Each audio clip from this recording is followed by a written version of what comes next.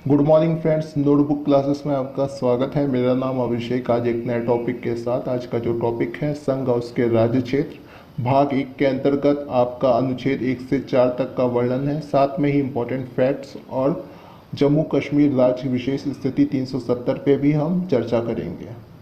Topic शुरू होने से पहले मैं आपको कुछ फैक्ट्स बता दूं कि भारतीय संविधान के निर्माण में 2 साल 11 महीना 18 दिन का समय लगा था। साथ में ही संविधान सभा में 26 नवंबर 1949 में संविधान को पारित किया गया था, परंतु 26 जनवरी 1950 में पूर्ण रूप से प्रभावी हुआ था संविधान।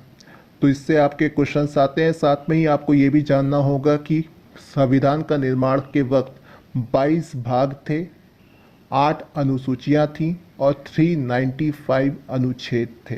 वहीं प्रेजेंट टाइम में आपके 25 भाग हैं, 12 अनुसूचियां हैं, 448 अनुच्छेद हैं। तो ये आप याद रखिएगा, बहुत इंपॉर्टेंट फैक्ट्स हैं।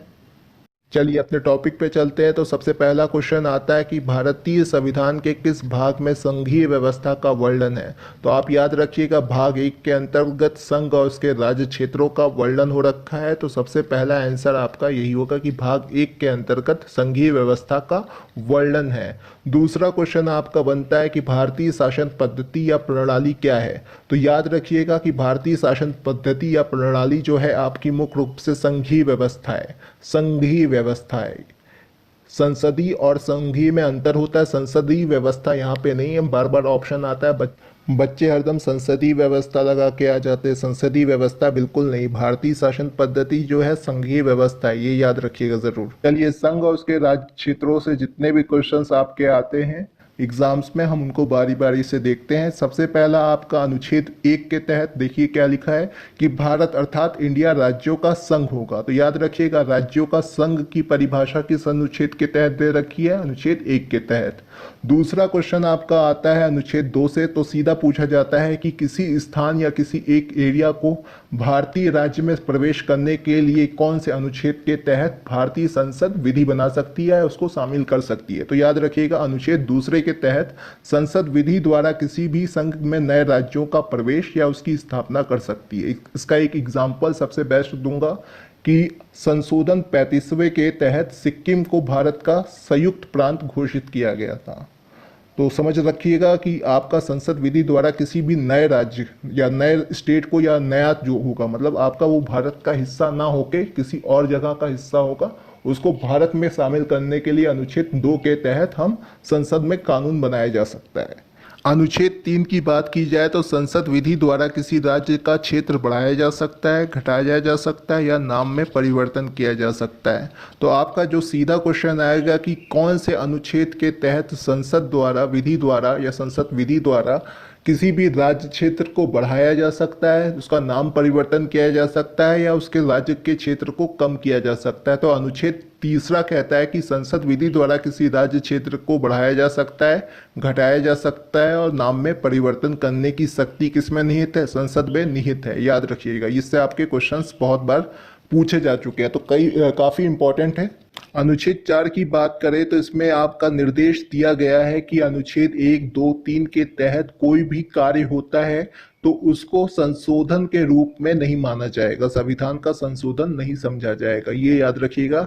अनुच्छेद 368 जो है आपका वो संविधान का संशोधन है, जो कि भारतीय संसद को दिया गया ये अधिकार है अनुच्छेद 368 के तहत। और संविधान का संशोधन कहाँ से लिया गया है, किस स्रोत से लिया गया है? तो वो है आपका साउथ अफ्रीका से। मैंने पिछली क्लासेस में आपको बताया था, तो आप ये याद रखिएगा। चलिए नेक्स्ट टॉपिक पे चल। इंपॉर्टेंट फैक्ट्स की बात करें तो 3 रियासतों का नाम आप जरूर याद रखिएगा, जूनागढ़, हैदराबाद, जम्मू और कश्मीर। इनका जो विलय था भारत में वो स्वतंत्रता मतलब भारत के निर्माण के बाद इनका विलय भारत में हुआ था।